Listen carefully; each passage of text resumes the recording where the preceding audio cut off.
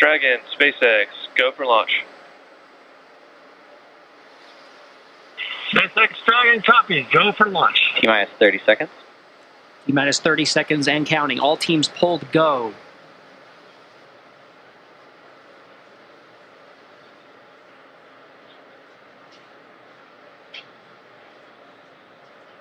$15 seconds. Ready for an on-time launch for the T-minus instantaneous 10, run.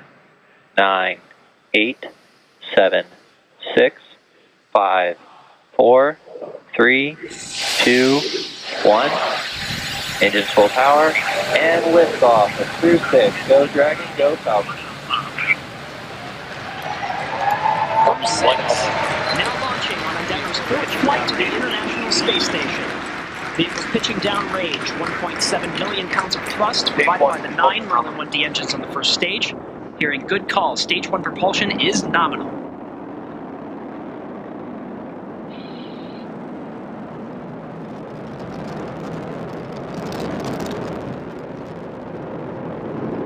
We're now at T plus 34 seconds into the 6th rotational crew mission on board Dragon and Falcon 9. Power and telemetry nominal. Stage 1 throttle down. So there we heard the call out indicating that the first stage engines will begin to throttle down in preparation for max Q, which is the moment of maximum aerodynamic pressure that the vehicle will experience during flight. So a quick recap as we wait for the crew to respond. We did execute an approach 0 burn. The trajectory has converged onto waypoint 1. So we're following along. Everything looks good for this maneuver that we're witnessing right now. Dragon swinging in front of the International Space Station. Going to head up towards the space-facing side, right in front of the docking port.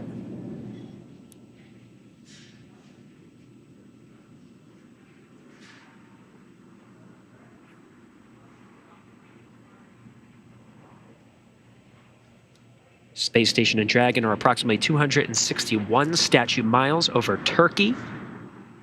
It's morning over in Turkey. They'll continue in daylight for much of this maneuver. Dragon, SpaceX on the big loop, docking sequence complete, or hard capture complete, correction.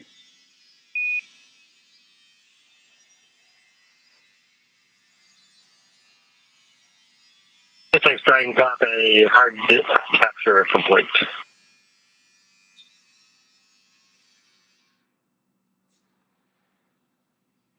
Beautiful view there from the cameras on board the International Space Station. That is the Crew 6 capsule, as it has just completed the hard capture. Docking sequence not quite yet complete, but hard capture is complete.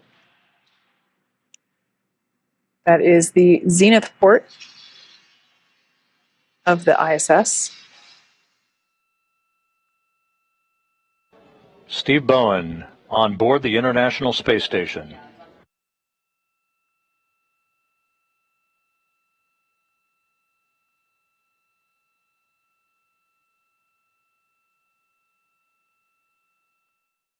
The greatest things we accomplish as human beings, we do as teams. My name is Steve Bowen. I am the spacecraft commander of NASA's SpaceX Crew 6 mission to the International Space Station. I was born in Cohasset, Massachusetts. It's a small town on the coast just south of Boston. I had 5 brothers and sisters. I was the 5th of 6, and it was really sort of an idyllic childhood. When I was getting ready to choose, where applying for colleges, I had the good enough grades, and I got an appointment to the U.S. Naval Academy, so I studied electrical engineering. I'd done a summer cruise, and the reason I ended up doing the summer cruise on submarines was because the ideas interested me. The whole concept of running a nuclear power plant underwater and operating at sea. And so after graduation, I spent 14 years in the submarine force before I applied to become an astronaut. I never had, grand plans of growing up and becoming an astronaut, but I never did anything to preclude that either, based on how I managed to get here. It was just curiosity and enthusiasm. Roger, roll. I remember on STS-132, I think it was on my first spacewalk on that mission, and there I was overlooking the International Space Station as we're circling the Earth. The whole world spread out below me. And all I could think of is, what kind of civilization is this? You know, I grew up carrying buckets of cement, and here I am on top of the International Space Station circling the Earth as we're doing research, you know, really to make the world a better place. And we're doing it as a team. We're doing it as an international team. You know, it was eye-opening. I mean, it's not something I didn't necessarily understand, but it really becomes obvious in a moment like that. And that was absolutely amazing to me. I view myself really as a rookie for the International Space Station because I was always there basically as a construction worker. This time I'm actually getting the opportunity to operate and to be a part of the science and be a part of the ISS operations. That's all new to me, and I'm really looking forward to being a part of all of that. And hopefully my bit of spaceflight experience that I've brought along with me, I can help everybody else settle in and step into these operations. I have a most amazing crew. I'll say this for all three of my crew members because they're actually all pretty amazing individuals. They each have distinct personalities that add so much to the crew. That ability to function as a group is absolutely amazing. And when you accomplish something as a team, there is no greater feeling.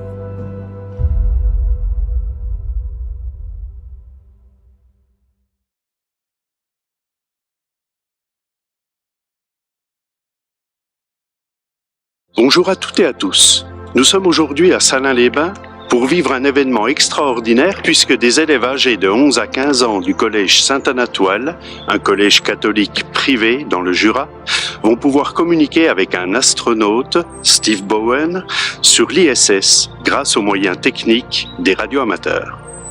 Le projet ARIS permet à des élèves et étudiants du monde entier de pouvoir communiquer avec des astronautes dans le but de promouvoir l'ISS, les agences spatiales, les sciences, mais également le radioamateurisme. C'est dans ce cadre que depuis plus d'un an, l'ensemble de nos élèves ont pratiqué plusieurs activités dont les principales ont été organisées par les radioamateurs du radioclub F6KSD de Besançon et du REF, le réseau des émetteurs français. Avant de laisser nos élèves vous présenter ces multiples ateliers et projets annexes, je passe le micro à Jean-Marc Renaud, F6DVC, le responsable radioamateur du projet, sans qui nous ne serions pas ici aujourd'hui.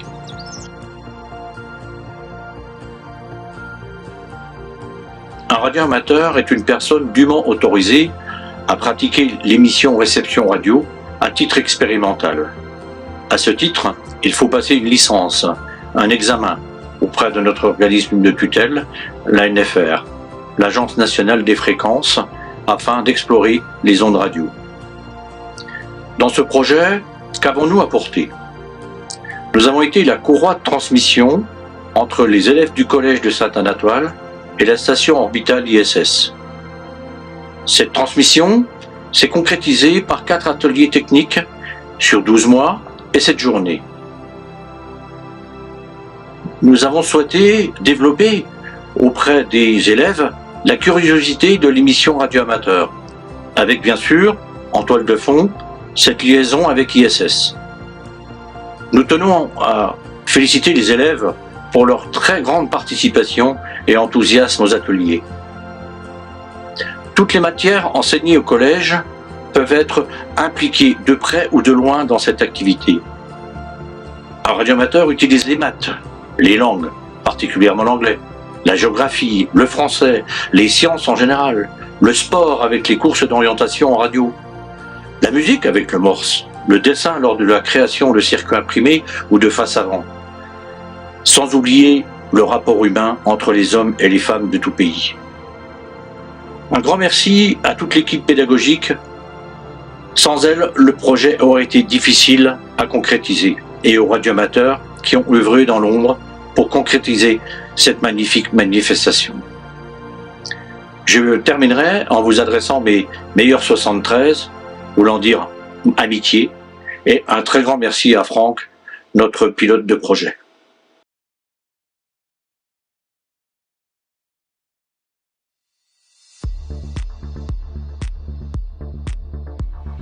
Il faut se rendre à l'évidence que tous les appareils électriques, de la cafetière à notre ordinateur, ont obligatoirement besoin d'énergie. Les radioamateurs nous ont donc proposé de fabriquer la première pile électrique inventée par l'ingénieur italien Volta en 1799. Le montage a été rendu très simple par un kit comprenant toutes les pièces, un socle, des électrodes en cuivre et en zinc, etc. Nous avions tout pour réussir, nous avons tous pris un réel intérêt à faire cette expérience. Pour réaliser une pile de Volta, il nous faut des plaques de zinc, des éponges imbibées d'eau salée et des plaques de cuivre. On va commencer par mettre une plaque de zinc, ensuite on va mettre une éponge imbibée d'eau salée et mettre une plaque de cuivre. Vous allez répéter ce programme 5 fois.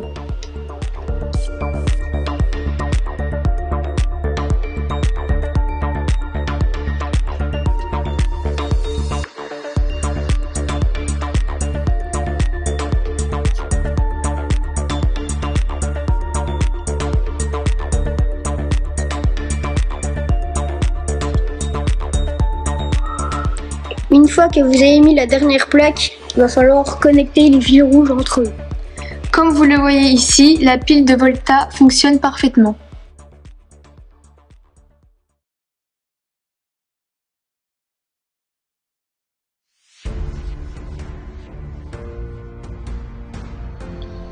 S'il y a bien un domaine que nous avons du mal à appréhender, c'est bien celui du phénomène de l'induction électrique, car il est invisible ou presque. Je dirais même qu'avant cette rencontre avec les radioamateurs, je n'en soupçonnais même pas l'existence, alors que c'est aussi la base du fonctionnement de nos appareils électriques, y compris la recharge de nos téléphones portables. Dans cet atelier, nous avons eu un cours théorique suivi très rapidement d'une démonstration d'un petit appareil qui met en évidence ce phénomène physique. En rapprochant les deux bobines dans lesquelles circule un courant électrique, la LED va s'allumer à distance, sans fil, simplement par induction.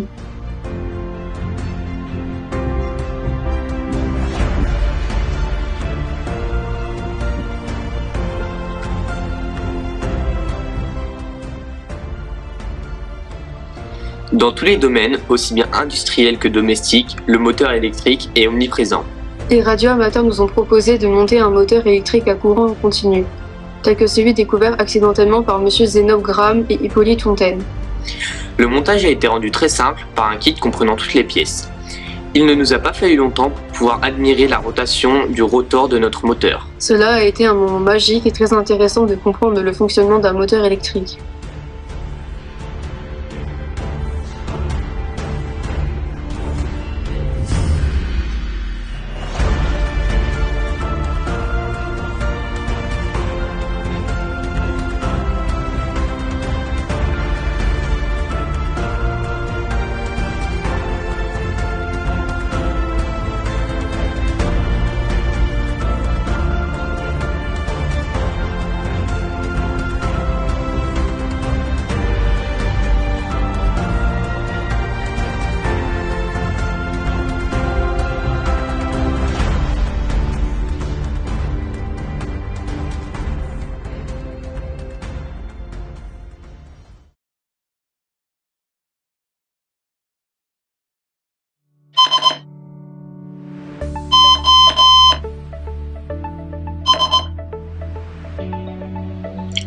Nous avons la chance de vous présenter l'atelier du code Morse. Vous savez, cette transmission de lettres et de chiffres composées de traits et de points.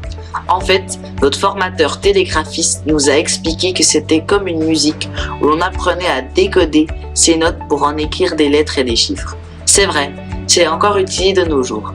Il y a même une méthode de traitement de la dyslexie qui utilise le Morse. Cela permet d'associer une lettre à une structure rythmique. Mais revenons à la télégraphie.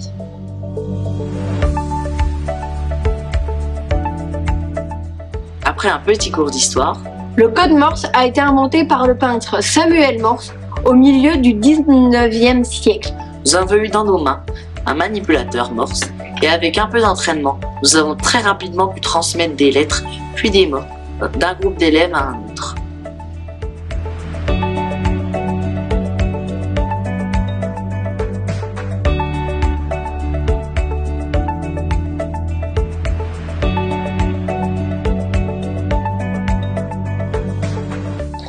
C'était tellement passionnant que nos animateurs en ont été réduits à retirer les piles de nos appareils afin d'arrêter cet atelier.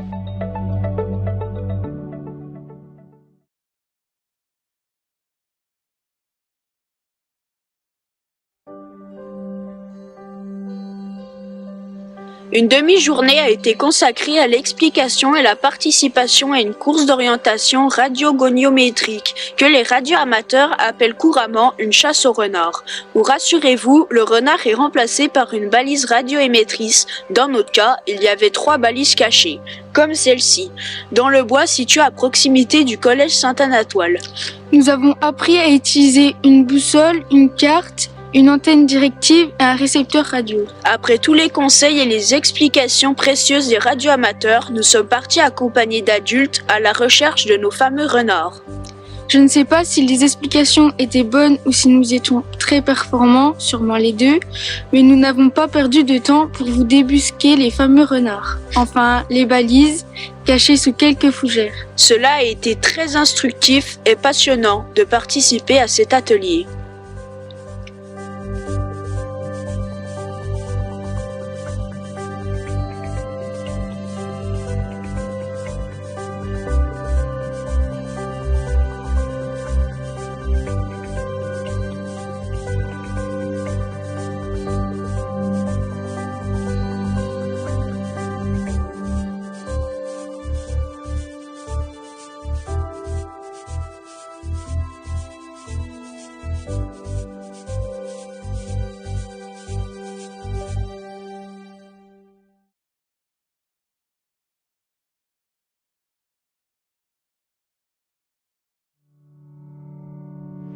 Le défi européen Astropy est un projet éducatif de l'ESA mené en collaboration avec la fondation Raspberry Pi. Il offre aux étudiants et aux jeunes l'opportunité de mener des recherches scientifiques dans l'espace en écrivant des programmes informatiques exécutés sur des ordinateurs Raspberry Pi qui sont à bord de la Station spatiale internationale. La mission Zero a été l'occasion pour nous d'apprendre les bases du langage de programmation Python.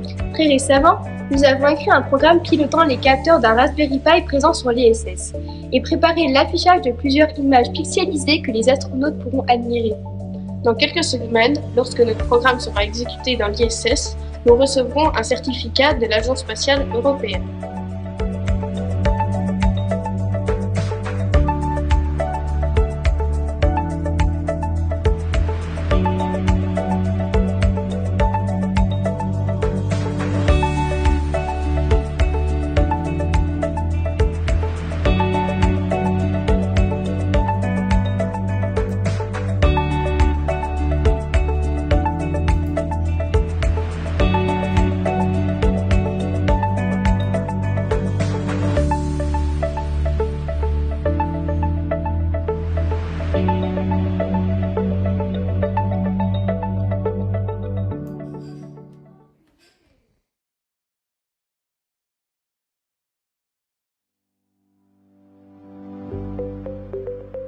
Le projet Un ballon pour l'école consiste à mettre à la disposition d'établissements scolaires une chaîne de vol de ballons stratosphériques afin que des élèves puissent y attacher une nacelle expérimentale qu'ils auront conçue et fabriquée.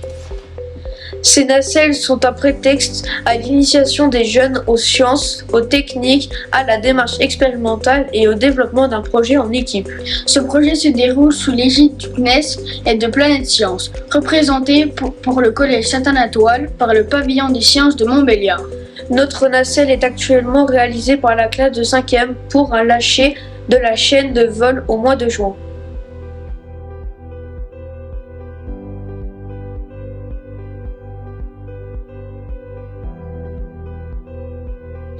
Alors branche le fil noir sur 2.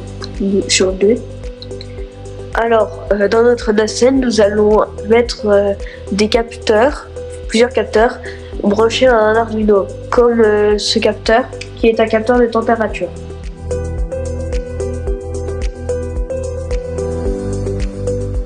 Alors là, on est en train de télécharger le logiciel pour pouvoir afficher la température dans le sol.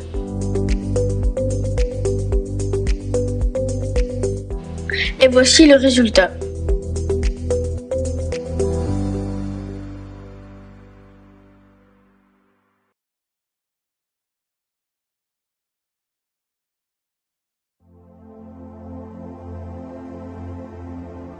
Dans le cadre du thème « Des signaux pour observer et communiquer », les élèves de 6e réalisent l'acquisition d'images météo provenant des satellites américains NOAA.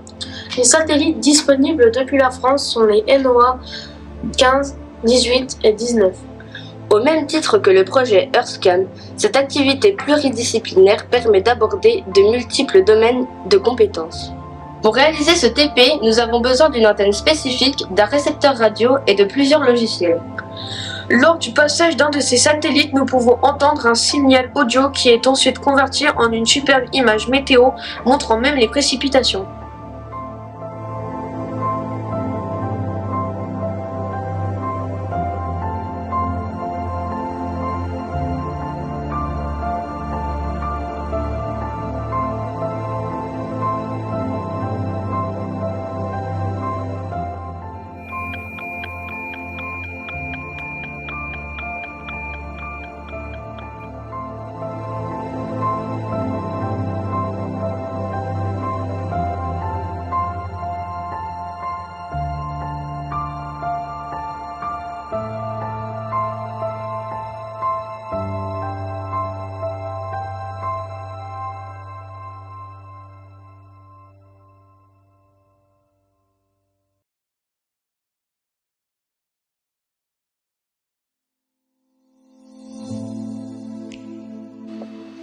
EarthScan est un programme de sensibilisation éducative de la NASA qui permet aux collégiens de piloter un appareil numérique à bord de l'ISS afin de réaliser des prises de vue de lieux spécifiques sur Terre. Le programme a été lancé par Jobia Way-Holt, un scientifique de Jet Propulsion Laboratory de la NASA. Le programme était initialement nommé KidSat. En 1998, le programme KidSat a été repris par le Dr Sally Ride, la première femme astronaute américaine, et renommé EarthScan. Le Dr Wright a dirigé l'installation de l'équipement désormais permanent sur la Station spatiale internationale.